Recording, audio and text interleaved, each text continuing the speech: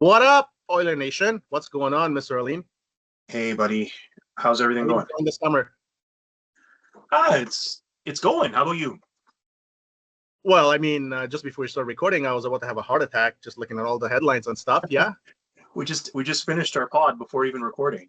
seriously, seriously, man. I mean, what's going on this offseason, man? Like, I mean, I don't know. I don't know. You start. I'll let you start before I get going on a roll here again. I don't know, man. I don't know what's happening. I think that overall, I can't seem to make sense of this. Free agency, we were ruthless. We didn't pay out money. We were talking about this, and it seemed like it was the right path, getting on board with that.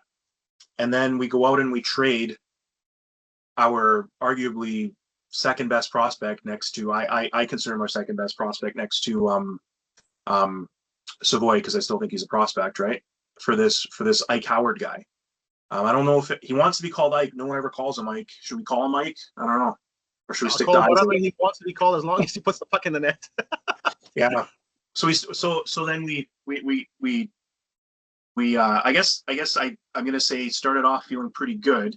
Don't like this move, and then the rumors that we're hearing right now about Carlson, like you mentioned, and looking at I don't know how true this is, but I saw that Tristan Jarry stuff as well. Yeah, I don't know. Not sure how I feel about this. I don't know. Do we want to start off with the whole goaltending situation, or should we talk about this big move here with Howard? That is the point of contention here with the Oilers is what are they going to do for goal? I mean, I'm hearing mixed things. The team has come out to say that they're perfectly comfortable with the duo that they have, and now that they've fired the coach and Schwartz and they brought in a new dude, even the Knobloch kind of made it look like we're expecting more out of our two goalies. That to me says that there's no real intent to go out and get somebody else. That in their minds, they feel that they have made a change in goal in terms of the coaching, so it should be good enough, right? But I'm going to go back to Stauffer just before the season ended. And he was talking about them for sure going out and getting a third goalie. We can expect that, but not necessarily someone who's going to be competing for the starting job or anything like that. I'm glad more you said along that. the line of somebody in Bakersfield, right? Yeah. It is interesting though. How much of that is posturing? How much of that is negotiating? Hold that thought, because Stauffer just came out an hour ago and he chimed out. Supposedly the Oilers are with all this other rumors about Jarry and everybody else. Stauffer, and I put a lot of stock on what he says, because usually he doesn't put something out unless he's in the know. He kind of puts out stuff that's usually out there. And he's saying that the Oilers, and I've heard this a couple of times over the last couple of days, is they're looking at Mikey DiPietro, which is a third string, used to be the Canucks goalie that they kind of gave up on. And that, some say that he wasn't really given an opportunity, but that's the guy that the Oilers are targeting. I mentioned that during free agency. We were talking about that. I haven't heard much more about it, but if Stauffer brought that up, I mean, that's good. I'm not sure what to think. I like the fact that they've gone out, they've gotten younger. They didn't pay guys like Connor Brown, Corey Perry, the $3 million, whatever they're asking for. I think Reed Wilkins came out with something. He was talking about how you can't pay your bottom pairs that much when you've got superstars and you're paying those guys. You got to get more out of them, right? So I'm on board for that. And I'm also on board when they're talking about these guys in comparison to Skinner. At the goalie position, we're paying $3.5 million, whatever it is. So is there anybody on the board that's going to give you better production for the amount of money, right? So I totally get all of that. But then, when we were just getting ready to sign on, you mentioned secretly you think that Holland, Bowman's been looking at Sorokin, right? Yes, that's been out there. I'm not opposed to that, but then what happens to the cap? We're against it. Does that mean we're going to get rid of a roster player? We have to. There's no other way around it. Even if New York retains a significant amount, some of the things that they could do is burying a couple of guys like Janmark would be in the minors. That's $1 million right there. They can get out right away because he could play in the minors. There are a couple of other players that are on the roster they can bury, but they would have to get rid of a roster player. And I'd hate to say this, Oilers Nation, but that looks like, honest to God, that looks like a Hyman or a Nuge, because that's the kind of money you're going to need now. That's what like the dollar for dollar, right? Dollar in, dollar out. Yeah. Do you want to do that?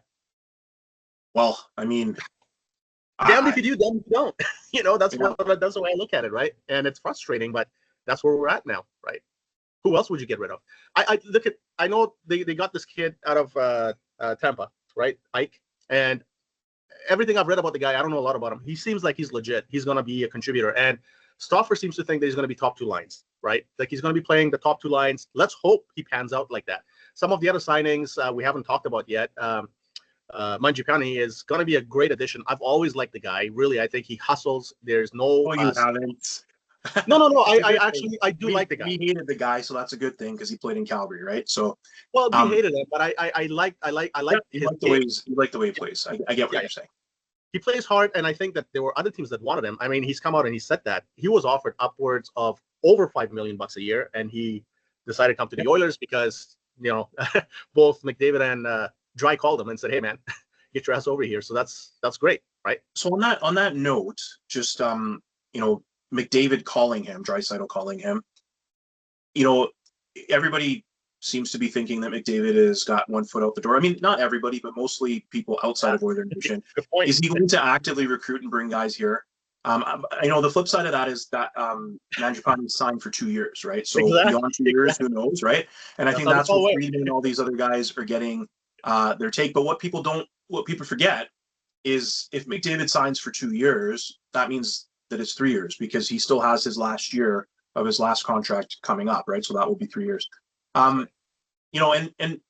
With respect to this Isaac Howard guy, you and I have gone back and forth on this, and like almost disowned each other on this type of stuff in the last couple of weeks or so. But I just can't get over it, right? Like I understand this guy is highly touted. He's a coveted guy. He's a skilled guy, a one-shot scorer, which apparently we've been looking for this sniper, right?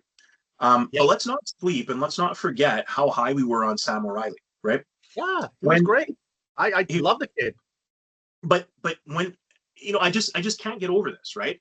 You've got Tampa Bay. They are restricted in where they can move this kid. This kid had an opportunity to talk to people. He himself said he wanted to come here. So Tampa's options aren't really that much. So, if we just go asset management and then we look at asset to asset, we've given up a late first rounder for a late first rounder. It's sort of an even deal, but isn't this a situation where you try to get a steal of a deal? And that's sort of where I just have a real big problem with that. Right? Yeah, I know. You have to understand, Tampa is not stupid. Tampa knows Edmonton's up against the wall. Tampa knows that this guy wants to go to Edmonton. Tampa knows that the Oilers have absolutely no cap space to go and get somebody else, right? They know all of this. They know that we don't have a lot of trading chips, that there's only one or two really top prospects, like you said, before the pot started. Savoy's our top, and maybe after that was O'Reilly, right? So they know all of this. And the Oilers, for the record, and I've heard this from multiple sources, including Stoff, saying that they did pitch a really good offer. They gave them the number one for the 2027 for this guy. And I mean, if you're sitting on the other side, Tampa's going, okay, that's a wild card, because Oilers, the way they're going right now, in 2027, chances are they're going to be another team deep into the playoff run. That might be the number 28, 29th, or 30th pick anyway. They want to show that's where both of these guys were drafted in that same position, right? Absolutely, absolutely. So but they want the sure thing, right? And Sam O'Reilly is a lot more sure thing than some other kid coming down in 2027. And that's my exact point. From an asset management position from the Edmonton Oilers, this is a common theme, right? We seem to always have to give up more for another guy, and then when we're getting rid of people, we're not getting value. And we've gone through all these other things. Like I was going back, this is way different era. We moved up in 2007 to get a guy by the name of Riley Nash. He was like off the charts. Like I don't even know what round. He was like a third round projection or maybe late second round. And Kevin Lowe went off the charts, got him in the first round, gave up 2 picks. He ends up not signing with us, right? And guess what we get for him? A second rounder, right? And he's basically, I think, only wanting to go to Carolina. I mean, this is a different environment, different GM, different time of the franchise's, like tenure. But I just can't go back and I just can't get over that. And I understand you've got to give up to get whatever, all this stuff, but Tampa's really got no other options. So if we wait them out, right? Waiting them out would have meant another year. We don't have that other year. And this is where we have gone back and forth. But is this guy Is he a sure deal? He's for sure gonna pot in on the top two lines and like score Who 30 knows? goals. Who knows? What we know for sure is that he is NHL ready now, and O'Reilly's not. And that's what based on the cap situation, you have to take everything into consideration. That we need we needed to get younger. That's why we got rid of guys like Perry, who was still scoring, but he needed rocket boosters to kind of get him up and down the ice. And so we got rid of these guys. We need some younger guys. Maybe he's not going to produce like a Perry, but he's going to be in the play. He's going to forecheck. He's going to get out there. Everything I've seen about the guy is he's relentless, right? He's That's very the other thing. I mean, I can't help but go back and look at all of his projections, right? David Staples said said this as well in their pod. He was saying that he's great around the puck, has a great shot, but he's weak in the corners and he doesn't engage himself. So I understand his coach. I think it was where is he, Michigan? I think so, yeah. Yeah. So his coach came out and said he's the exact opposite. So maybe he's developed over the last couple of years, but his initial the reason he didn't go as high was because of his off the puck play and his attitude mostly, right? So I don't know. I guess time's gonna tell. Like I said, I don't mind the player. I just looking at it from an asset position, it just always seems to happen, right? Yeah, I know. I get what you're saying, man. But I think the Oilers were like basically pass up on the guy because Tampa was not budging. They were not going to give up. They were willing to wait until he just walks out in a year than to trade him to somebody because he didn't want to sign there. Obviously, he didn't want to sign there. So if that was the option of him just walking out and coming to the Oilers camp next year, what are we at now? We're at $174,000 in cap space left now after this. So prior to him coming to the Oilers, we didn't have very much. Who are we going to bring that are and I know he's unproven, but are projected to do maybe 15 to 20 goals in his rookie year? Who could we have possibly got for that kind of a price point, who's young, who's going to be going up and down, who could potentially play top two lines? And if he doesn't, you know what? Put him in the minors. There's going to be some competition for the top six. There's going to be Savoy coming up, right?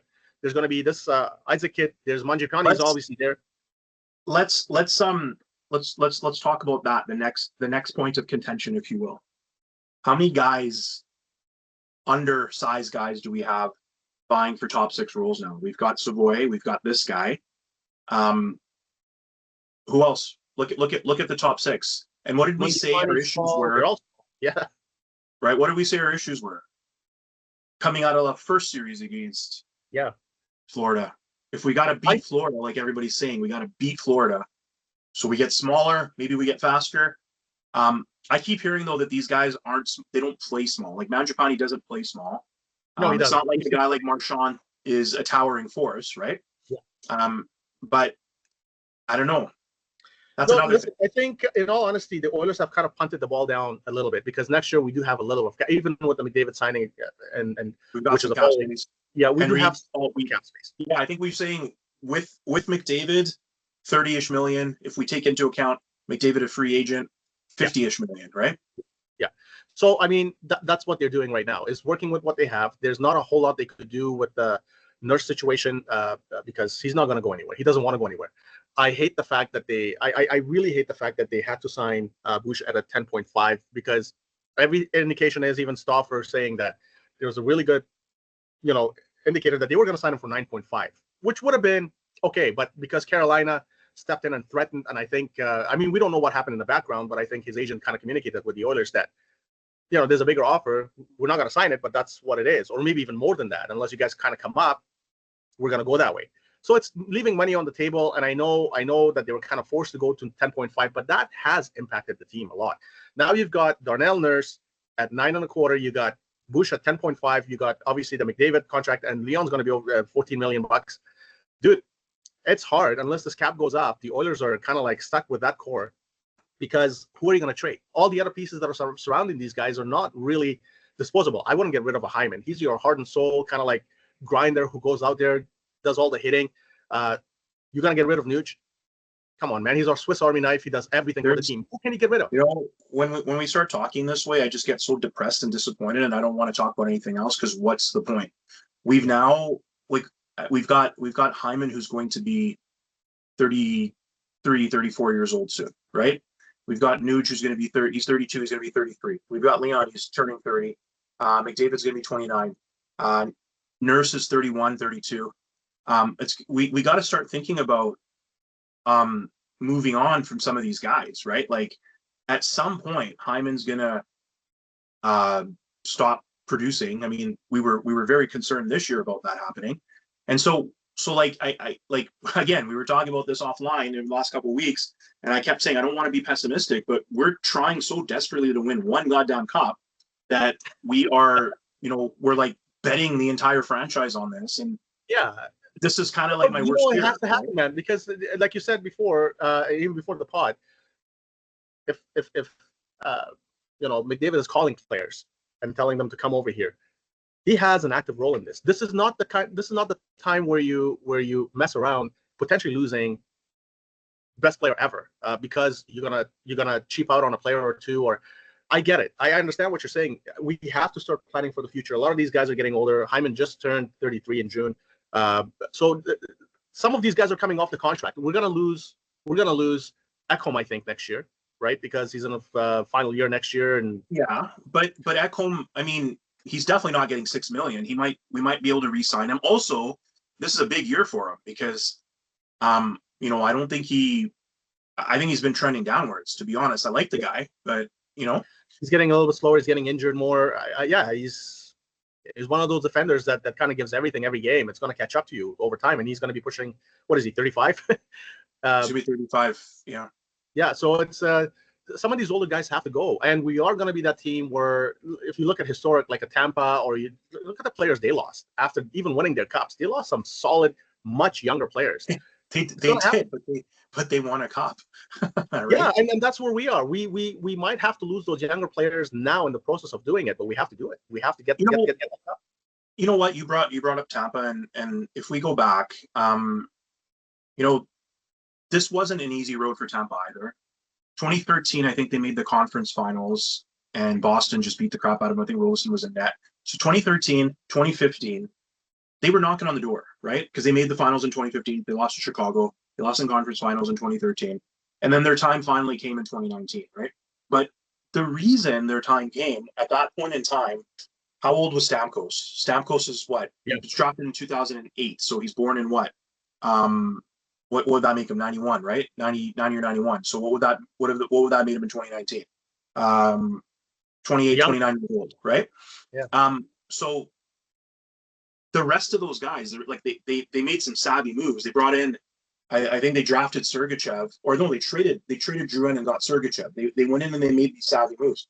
We need to start getting ruthless, and we need to start getting savvy. I mean, a Canuck friend of mine messaged me the other day, and he was like, dude, why the hell don't you guys have the balls to trade a guy like Bouchard and go out and get better defensively, better goaltending? You'd have people that would be willing to give up a bunch of stuff. If Carolina wanted him, go out and get some complementary players and build out your depth.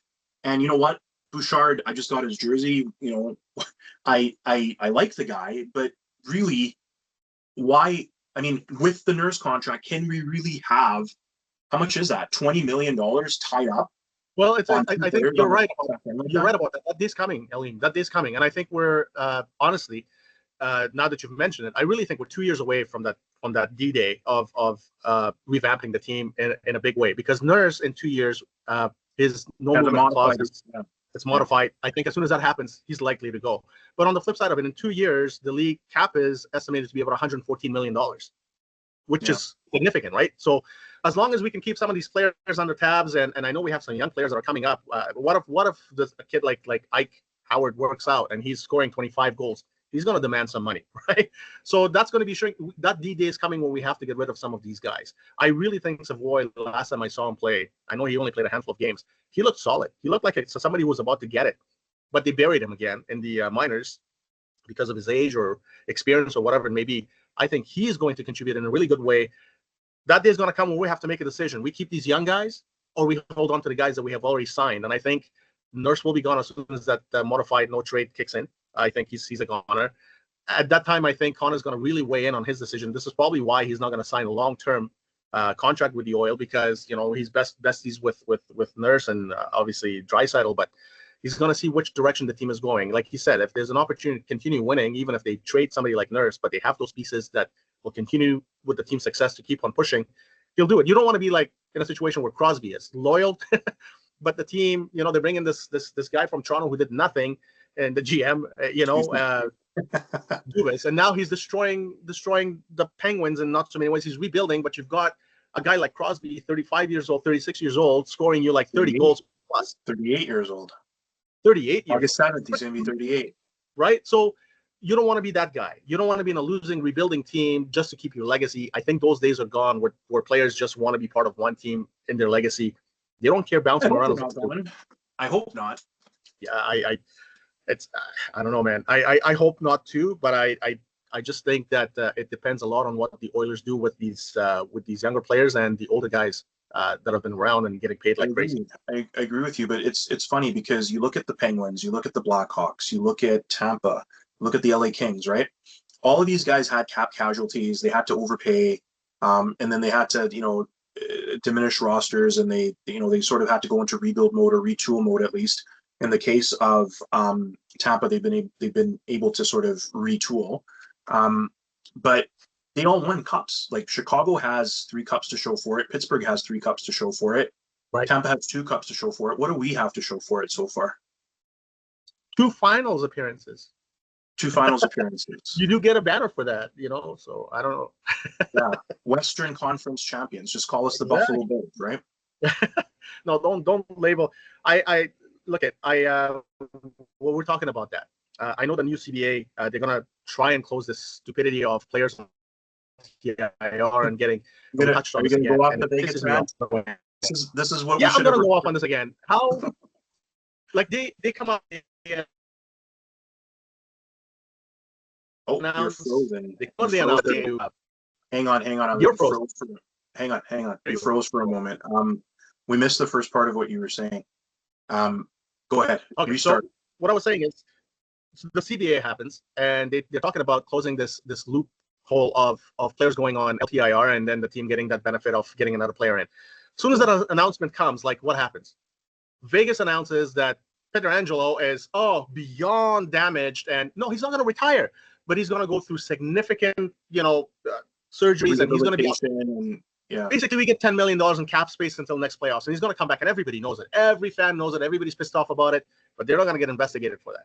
What happens with Florida? All of a sudden, Tkachuk, I was playing like basically I should have been in the grave, but I was playing. So next year he might not be playing all year, and they get another cap space on top of the signings they've done already. Pisses me off to no end. And the Oilers are the ones that are getting investigated for this shit. It's unreal. It's unreal. What the hell is going on? Do you think it has to do with specifically the player itself? Like I was chatting with Brendan offline about this, and he was like, let's look at this. Evander Kane, love him or hate him, he embarrassed the league, right? He's embarrassed the league, and he's had the the league, the whole COVID, the passports, not being vaccinated, all that other stuff. He did things that embarrassed the league. So is it because of him?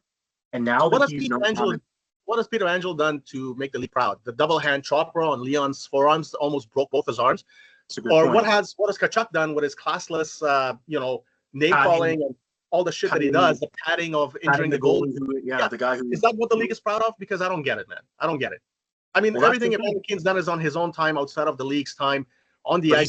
He's never done anything like that. He's been an honest player for the most part. He's not a guy that's going to go out and try and attempt to hurt you, right? Like, sure, he plays on the edge a little bit, but I get what you're saying, right? Yeah, it's bullcrap. I like these are the guys we're talking about. I mean, we're not talking about stand-up community guys here. And like gentlemen, like everybody respects them. I think they're both goons. I've never liked either one of them for their game. I've absolute crap players, crap personalities, and yet they get away with this. And Vegas gets away with this, and Florida gets it, but the Oilers can't get away with jack crap. It's just unbelievable. It's interesting. I just had a thought of this. Gretzky, they were talking to Gretzky about the climate of the NHL, right? And he was talking about, as a player today, you have this dilemma. Do you want to go to these established teams with this history of like, yesteryear glory and stuff, or do you want to go play where there's benefits where you might be able to get a better team? So you might. It was interesting the way that he phrased this. I think this was on when they were interviewing him during one of the pre-games leading up to the finals, and this is what he said. And I didn't really put a lot of stock into that, but after the playoffs ended and all of this stuff that that we're talking about. I just and even just right now you brought that up. I was reflecting on that, and I was like, um, was he saying something without saying it? Subliminal message there. Yeah, that that he's starting to feel the same thing too. That like there's this it's going to come down to the players. You got to decide if you want to embrace a culture versus what the league's trying to do is going out and giving advantages to these other franchises and whatnot, right? The Sun Belt, if you will. I don't know, man. I've done some soul searching as to why the Oilers, going to the finals and losing to these clowns when we throughout the season and the previous 3 series just walked some of the best teams in the league, quite frankly. And then we show up against these clowns, and I think it was the Pink Pony Club, man. That's what I think it was. I don't know what. I think you got to lose that song and get a real man song going on there. But I mean, I don't know. I can't find a reason. You know what? Like, that was probably the worst officiated finals playoffs that I've witnessed. I mean, the year before was. You can't talk about that because people are gonna call us whiners, man. I mean, it's well documented. I mean, before the series started, what did you say? We have to win against the Florida Panthers and the officiating, right? That's been the case 8 times only. 8 Canadian teams since 1993 have gone to the finals and have lost in the finals, and we discussed this largely due to bullshit reffing. I mean, in Calgary's case, the goal counting when the foot was clearly in the crease. You could go on and on and on about the officiating was absolute shit against Canadian teams. Let's just say it how it is. Well, I mean, it's funny too. I had this conversation offline again with a Canuck fan. He's like, "Are you watching these playoffs through an Oiler fan lens, through a Florida Panther fan lens, or through a just impartial neutral lens?" You know what?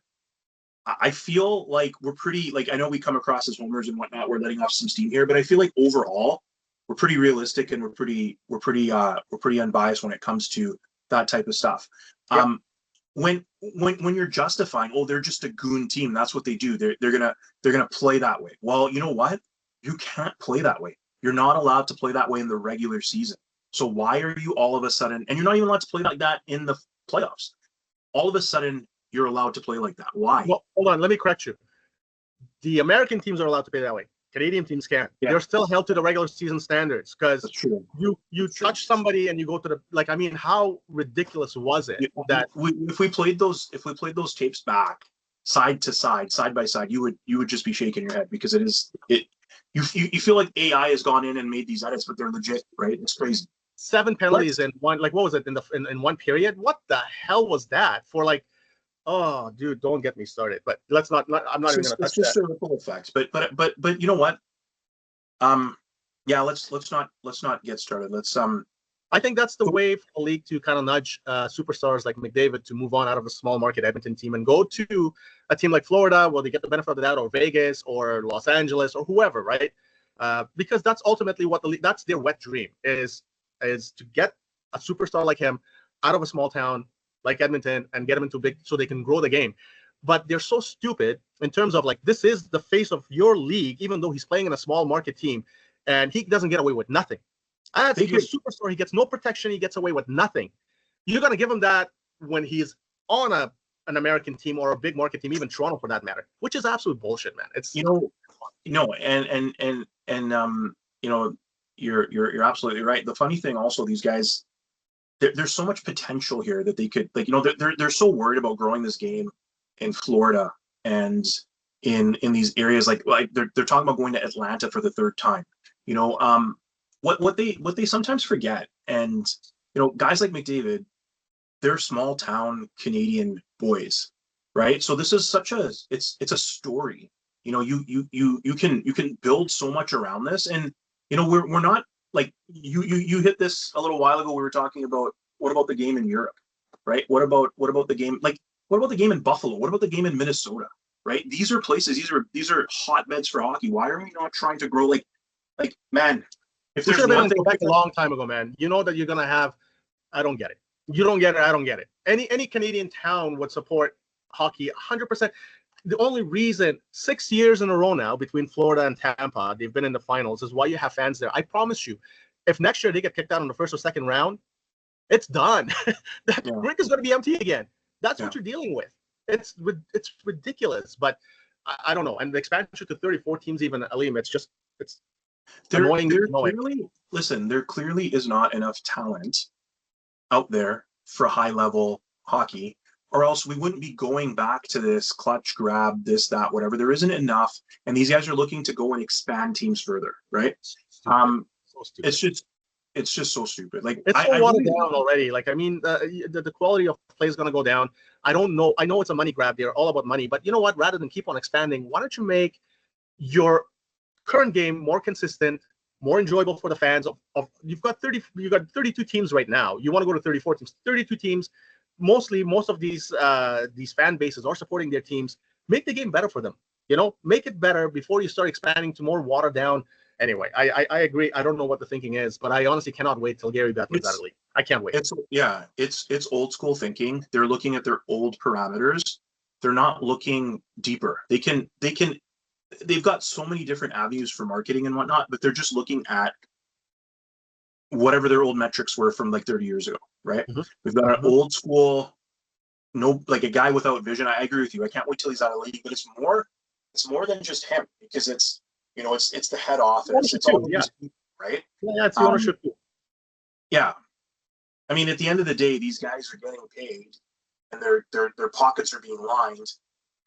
The guys that are at the top of the echelon, right? The Bostons, the whatever, like Toronto's, as long as they're getting what they need, the other teams, they don't really have as much of a say. Like we were talking about that whole thing when Severelli came on and talked about those GMs and stuff at the GM meetings and whatnot. And I mean, it is a thing. Like you said, this is like it's not a cult, but it's more along the lines of like, like an organization. I don't want to throw here and start getting parking tickets and arrested all of a sudden, but it's like the police, right? You go in, this is one of our own, this is like this big tight knit thing. That's exactly what it's like. And you've got like a hierarchy within the hierarchy, right? Yeah. Yeah. And I you know what it is ultimately for these guys, it's the dollars, right? They couldn't care less. I think there's a handful of owners. And I think Daryl Cates in Edmonton is one of those guys who genuinely wants to have a winning team on the ice. But I think for majority of these guys, is like the expansion and the $2 billion on the new team that gets divided up. That's what it's about. There's two teams that $4 billion divided up. Yeah, the Oilers are also one of the highest revenue generating teams, so they're the ones that are contributing to these other teams. Like you had Columbus and you had these other owners. They were on record saying they don't really care. They're getting equity payments and stuff, and they didn't really care, right? So you're right. It is a business at the end of the day. But again, even from a business standpoint, I feel personally that they're just missing the mark, and they're looking at the old. I don't know. I mean, this is another conversation. We could spend hours on this. Yeah, but it just makes it tougher for the Oilers to win that cup, man. I mean, it's already hard as it is. This is not the days of when Toronto was winning with 6 teams in the league. You know what I'm saying? It's already tough. And even 22 teams in the 80s. But now we're looking at 30, 32 going to 34. And not to, hey, we haven't even talked about the potential of losing. You look at a team like the Oilers, and if they have the same rules they did last time, you can only protect so many players. We're going to lose another solid player or 2 or 3. So this kind of BS has got to kind of like stop, because I don't know. It's just watering down the gameplay that's on there right now. And at times, look at the way it is now. Prime time is now about some of the top teams that people tune in to watch. If it's 2 basement dwellers, or even if a good team's playing a crap team, nobody's really interested in watching that anymore. I mean, look at the TV ratings for the NHL. You've seen it. If we were playing, if Edmonton's playing Tampa or Florida, maybe the ratings are high. But if they're playing a San Jose or some of the bottom dwellers, nobody cares. Nobody watches, right? Only you and I watch. Yeah, but it is what it is. I don't know, man. I mean, it's going to be interesting over the next little while. I don't know if there's going to be any more moves coming from the Oilers, but what we have this year, I think that the fans should understand, is just punting down the ball a little bit, and they're still a contender in my thinking. I think that they can still really make a push depending on how these players pan out, but ultimately it's going to come down to getting another goaltender. I've said that for a while. I think we need. I mean, look, they've got some new coaches coming in. There's a couple guys that apparently are very forward thinking and might help in terms of development. But at the end of the day, Skinner, again, I'm definitely not his biggest supporter. But if you look at what we've got a guy who's 26, going to be 27 years old. He's made it to the finals twice now. a lot of these goaltenders, they don't start to hit their stride because it's a lot of it is mental. They don't start hitting the stride until like, 2 years from now. Now, if you look at it, based on that Jack Campbell contract, now is about the time that they were going to be expecting Skinner to take the next leap, right? That the whole point was to have that tandem, and now is when he would probably start playing maybe more games and sort of taking over. Obviously, he was rushed a bit, and so I feel like on that sense we've been hard on the guy, but on the other side of things is like, look, we have opportunities to win right now, and I mean, if you look at Bobrovsky, everyone's saying, oh, he's the best goaltender in the league, the best money goaltender in the league. He's 36, 37 years old, is he not? Right? Yeah. He didn't, up until I would say 2019, he had this label of a choker. So he was 31 years old at that point in time before people started to respect him. Otherwise, he was like not a big game goaltender, right? Yeah. So we got to keep that in mind as well. And that, therefore, just throwing the guy away, I don't know if that's the right idea either, but I agree. I mean, it's going to come down to goaltending. Maybe this change in philosophy, maybe this change in goalie coach is going to make the difference. I hope so. I hope it was something that simple, and the new guy can come in and really change Skinner's mentality, because I think that's where it is. He has the tools to do it. It's not that, but some of the boneheaded plays that he's making. As a goalie, I watched, and I know we had our guest last game, Brendan. He also said the same thing. It's those are some of the mistakes you cannot make at the NHL level. It's lack of hockey sense. That's the big issue, right? So if you're not reading the play properly, you're already behind the 8 ball, so you look less athletic than you are, right? Yeah. I mean, everybody makes a mistake. Let's just put it out there. And I think that he came out and he took some ownership of some of the mistakes he had made, which is great. You're acknowledging that you've made the mistake. A mistake for a goalie in the NHL once every few games is okay, but having one mistake every game or every game, at times every period, is not. It's not. And I'm not knocking on Skinner. I think that he got thrust into a situation he did not belong. He should have been a backup to a more experienced goaltender to watch and learn. And he was kind of pushed into the number one position ahead of time. And I as a goalie, I can tell you that it takes time for goalies to kind of get everything together, right? Exactly. And just with respect to just the margins, right? It's very close at this level, right? 1%, 2% better. It's not easy to do when you're at the high end. Like if you're an average player, you can bump yourself up maybe 5-10 points with certain things. But when you're at that level, to get an extra 1% out of everybody, it's not as easy, right?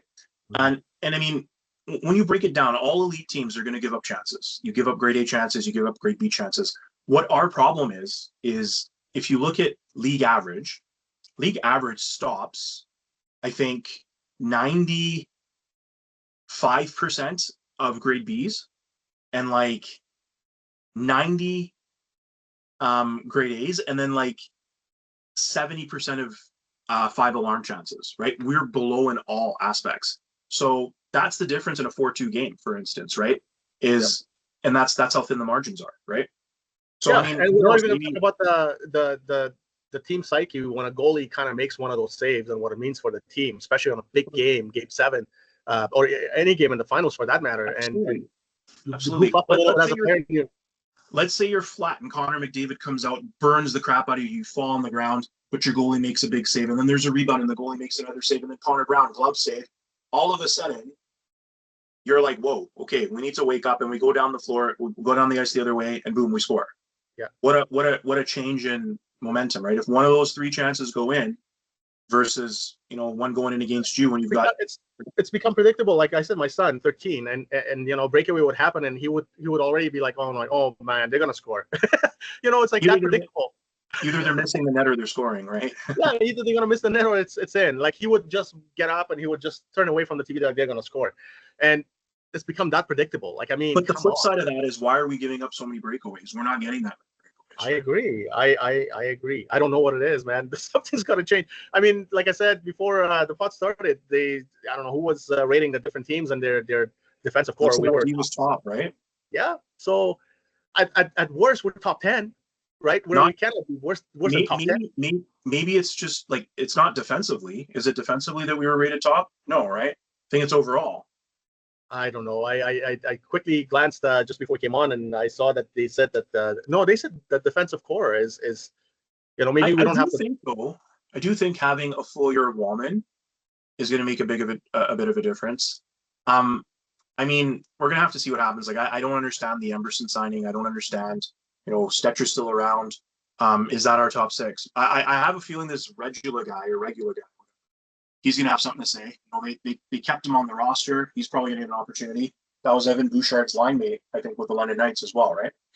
Well, we should get some competition there, right? We have Aki as well, right? And the minors Yep. was trending well, so we have a couple of good, solid defensive prospects.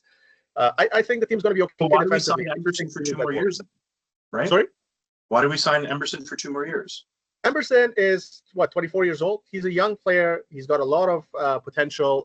He played well. Of course, the wheels kind of came off a little bit towards the end of the season and into the playoffs. But you got to remember when we first brought him in, the team was kind of thin on the back end, and he really stepped up. He played well over his pay grade. So he has shown signs of being a really solid. He is one of those guys, like you said, asset management. I think in terms of keeping a guy that you think he's still very young and shows potential, I think he's one of those guys you want to keep around. Right? Yeah, fair enough. So yeah. let's I know we didn't do a pod for a little while here, Eileen, but we'll catch up again. I'm just trying to watch this whole thing unfold, I think, as every Oiler fan out there is right now. But I don't think we have kind of gotten to where expectations were, but we haven't done badly. I think there's still a lot to be excited about next season. I really do believe that. Well, I still feel like I don't think we're done. I think we're going to see a few moves here and there. I wouldn't be surprised if we pick up a goalie. It could be a DiPietro, it could be something else. But yeah, I mean, I do like some of these moves. I think low key we've become a better team overall. We're faster, we're younger, we have more youth and vigor. And we're gonna get some of these guys are hungry, right? Like Savoy's very hungry, Phelps very hungry. It's gonna be nice to see these guys come in, and who knows, we might get a guy just that's at development camp or something that surprises and just shows up and does something, right? Yeah, and the pundits at NHL.com pretty much said the same. They said that all of them on the panel, the question was posed: do you think the Oilers got better or worse? And every one of them, they said that the Oilers got better. So maybe something we don't know. Of course, we know that these guys are younger, but maybe we don't know if they're played. These guys are in the know. They're former NHL players. They're analysts on the NHL.com or whatever. And they all collectively said that 100% the Oilers have gotten better, not worse. They've lost some experience and some big voices in the room, and Corey Perry. So that's a loss. But at the same time, you want to give the reins to the guys that are in the room now, your leaders, right? Yeah. So that and also, honestly, these guys like Connor Brown, Matthias Janmark, even Corey Perry to a certain degree. I don't want to say they're a dime a dozen, but they kind of are a dime a dozen in the NHL, right? These guys are phenomenal players. Don't get me wrong, but in the context of like third and fourth line guys, there's probably different versions of each that can do the same type of stuff, right? You might have a guy that's not going to be scoring 20 goals like Corey Perry, but he's probably also not going to be an anchor defensively, right? He may not be making elite plays with Connor and Leon, but he may be able to kill a penalty once in a while, and so there's interchangeable parts. And I think that's that's where you got to be ruthless, right? You can't fall in love, and that's kind of what Jeff Jackson did last year. He went out and he gave Adam Henrique the $3 million deal. He went out and got Jeff Skinner. He went out and got Arvidsson. He went out and signed Connor Brown again. All of this was like emotional movement, and I feel like looking at, I'm still, again, I was not a fan of bringing Bowman in. He grew on me with his moves, and I feel like he's had to go and he's had to undo some of the stuff that Jackson did before. Absolutely. I agree with that. And I mean, he's got this knack for bringing in guys, and this guy that we're bringing in, I forgot his name, but he seems really high on the 29-year-old dude. Out of Europe? Yeah, the European. What's his name? You got me, man. But I know what you're talking about. Yeah, but he's one of the top players in Europe, right? So let's see how he pans out. And I think he's going to play for sure. And these guys that came out of nowhere, right? Yeah. So I'm excited to see what happens. As far as our schedules go, I'm going to be away next week for a couple weeks, actually. We can try and get back on. I mean, we're going to be chatting back. If we have an opportunity to get back on, we'll talk.